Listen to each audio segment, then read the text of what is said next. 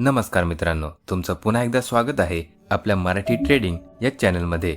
आज मी तुम्हाला एक असा सेटअप दाखवणार आहे जो बहुतेक ट्रेडर मिस करतात।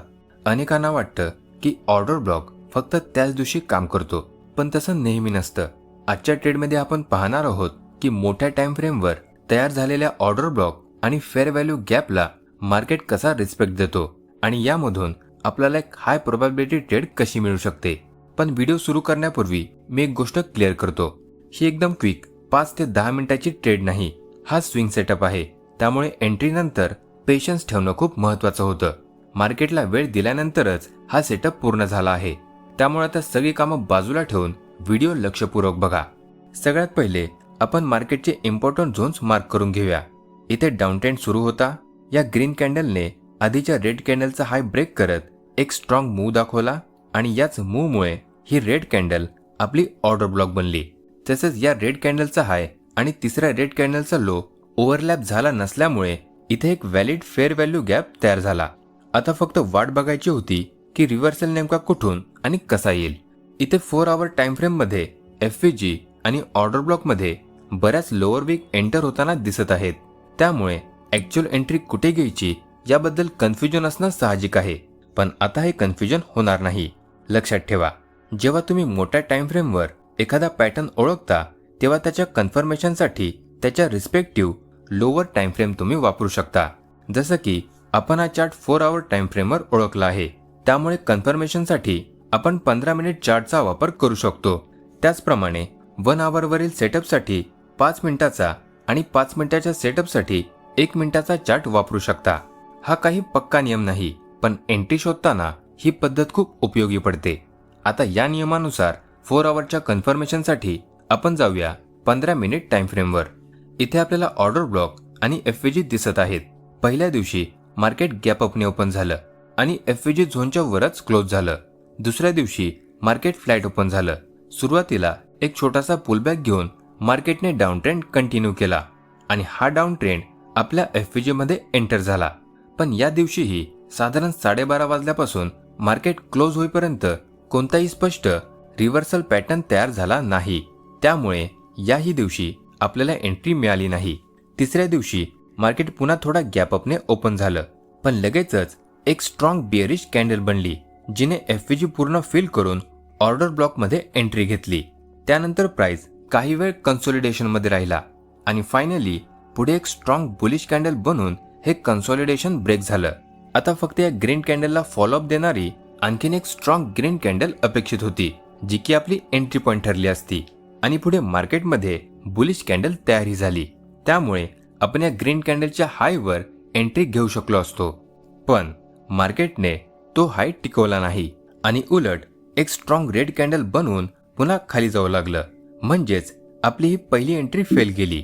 आपल्याला अजून एक स्पष्ट रिव्हर्सल पॅटर्नच्या कन्फर्मेशनची वाट पाहणं गरजेचं होतं।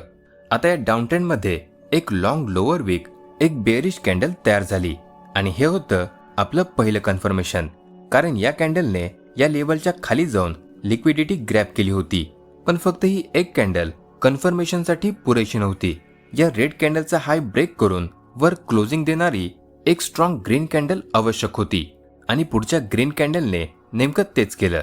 एकंदरीत हा एक चांगला रिव्हर्सल मूव्ह होता, पण इथे लक्ष द्या, हा रिव्हर्सल पॅटर्न जरी मजबूत दिसत असला तरी मार्केट स्ट्रक्चर अजूनही बिअरिश होता, चेंज ऑफ कॅरेक्टर झाला नव्हता।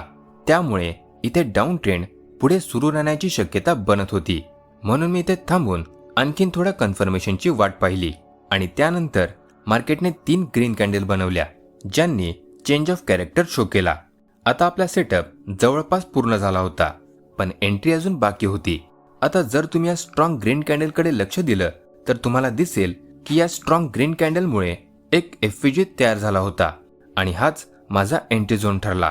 मार्केटने पुढे एक रेड कॅन्डल बनवून एफव्हीजी मध्ये एंट्री घेतली आणि त्यानंतर 2 ग्रीन कॅन्डलने एक स्पष्ट रिव्हर्सल सिग्नल दिला।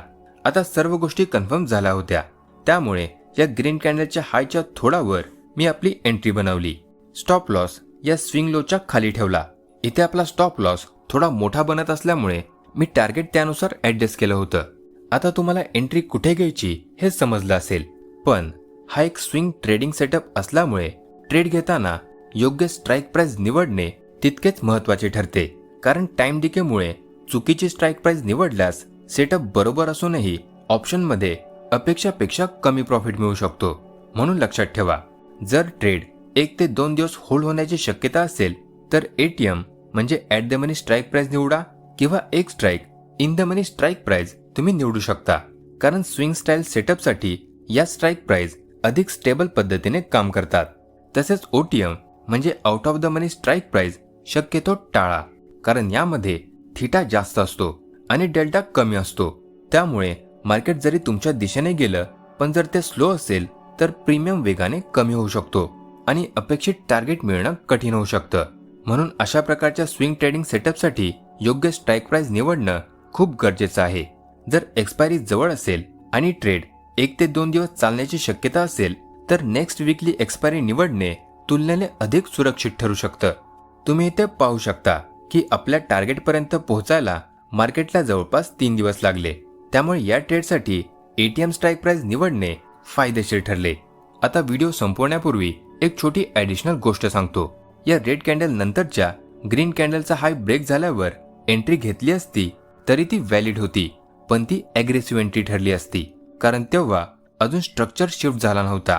अशा एंट्रीमध्ये स्टॉप लॉस लहान असतो आणि टार्गेट मोठा मिळू शकतो, पण यामध्ये स्टॉप लॉस हिट होण्याचे चान्सेस सुद्धा जास्त असतात.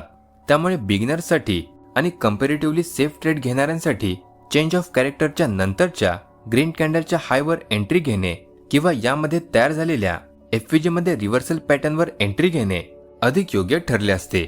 मला आशा आहे की आजचा सेटअप तुम्हाला पूर्णपणे समजला असेल. तुमचे अजून काही प्रश्न असतील तर ते कमेंटमध्ये नक्की विचारा आणि आजचा व्हिडिओ कसा वाटला हे देखील कमेंटमध्ये नक्की सांगा. भेटूया पुढच्या भागात अशा स्मार्ट ट्रेडिंग स्ट्रॅटेजी सोबत.